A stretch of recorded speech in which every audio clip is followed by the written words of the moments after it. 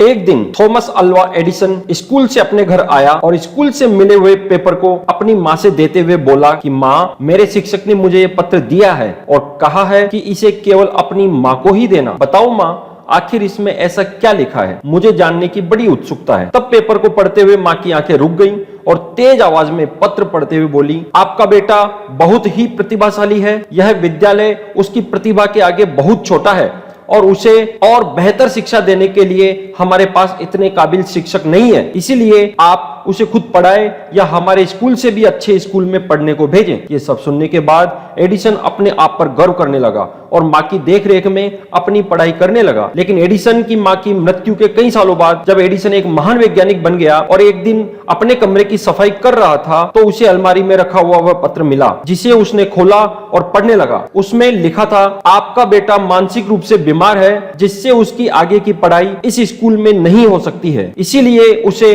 अब स्कूल से निकाला जा रहा है। इसे पढ़ते ही एडिसन भावुक हो गया और फिर अपनी डायरी में लिखा कि थॉमस एडिसन तो एक मानसिक रूप से बीमार बच्चा था, लेकिन उसकी माँ ने अपने बेटे को सदी का सबसे प्रतिभाशाली व्यक्ति बना दिया। सुनने की समस्या के कारण स्कूल ने उस समय उन्हें मंदबुद्धि घोषित कर दिया था। अगर उनकी माँ उस समय निराश हो जाती तो हो सकता था थॉमस उन ऊंचाइयों को नहीं छू पाते। इसीलिए कहते हैं, माँ अपने टैलेंट पर भरोसा करना सिखाती है। आज मातृ दिवस के दिन सभी माँओं को समर्पित।